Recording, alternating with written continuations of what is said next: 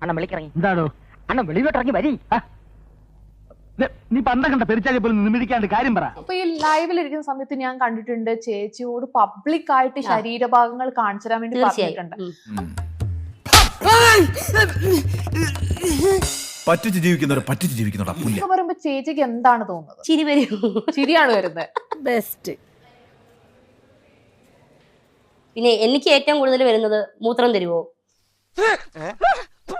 എന്താണോ ഇത്? മൂത്രം വല്ലപ്പെട്ടത് മറ്റതാണ്. വേണ്ട, എന്നോട് ഇത് വേണ്ട. ടെസ്റ്റ് കൊണ്ടുവരാൻ പറഞ്ഞിട്ട് പിന്നെ വേണ്ടെന്ന് പറഞ്ഞാൽ എങ്ങനെയാണ്? ഞാൻ പറയും മൂത്രം കുപ്പിലാക്കി കൊടുക്കാന്ന് പറയും. ഞാനത് സെയിൽ ചെയ്യാൻ പോണു. എന്റെ ശരീരത്തിൽ ഒന്നും കളയാനില്ല. നീ ഒറ്റ ഒരുത്തം കാരണം മാനവ മര്യാദക്ക് ജീവിക്കുന്ന എനിക്ക് മനസമാധാനത്തോടെ വഴി നടക്കാൻ പറ്റാണ്ടായി. അന്നേരം പിന്നെ ഒരു പബ്ലിക്കായിട്ട് ഒരു പെണ്ണ് ലൈവിൽ ഇപ്പൊ ഏതെങ്കിലും പെണ്ണിനോട് വന്ന് അത് കാണിക്കുന്ന ഏതെങ്കിലും പെൺപിള്ളേർ വന്ന് തുണി പൊക്കി കാണിക്കും. ഇന്നലെ ലൈവ് ഇട്ട് കഴിഞ്ഞ് വന്നാണ് ചേച്ചിയുടെ നെയില് കണ്ടപ്പോ തന്നെ എനിക്ക് മൂടായിരുന്നു. ഏത് സ്ഥാപനത്തിനും ചീത്തപ്പേരുണ്ടാക്കാൻ കച്ച കെട്ടി നടക്കുന്ന ചില ചെറ്റകളുണ്ടാവും. ഇവിടെയുണ്ട്. അതാ ഈ അവതാരം.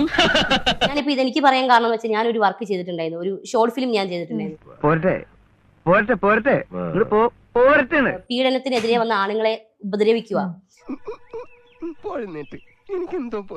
പേഴ്സണലി വന്നിട്ട് എന്റെ മെസ്സഞ്ചറിൽ വന്നിട്ട് എന്നോട് ചോദിക്കുക, ഞങ്ങളുടെ എന്താ പറയാ ചുക്കാമണി ചവിട്ടി പൊട്ടിക്കോ. ഡെയിലി വന്ന് ചോദിക്കും, ഒരു കളി തരുമോ ചോദിക്കും. അതെ, രാത്രി എല്ലാരും ഉറങ്ങിട്ട് ഞാൻ വരാം, നമുക്ക് ഇവിടെ ഇരുന്ന് വെളുക്ക വേഷ കളിക്കാം. ഞാൻ പറഞ്ഞു ഞാൻ കളി തരാം. ഇപ്പൊ എന്താ പറഞ്ഞ? അപ്പൊ 4000 പേര് കാണുമ്പോ ഒരു കളി തരുമോ ചോദിക്കും. ഞാൻ കളി ഞാൻ തരാം. തമാശ കളിക്കരുത്. തമാശയല്ല, നീ കേട്ടതൊക്കെ സത്യമാണ്. നിന്റെ അഡ്രസ് പറ, നിന്റെ വീട്ടിൽ ഞാൻ വരും. കളിക്കാൻ വേണ്ടി നിന്റെ വീട്ടിൽ ഞാൻ വരും. അത്രയും വേണോ?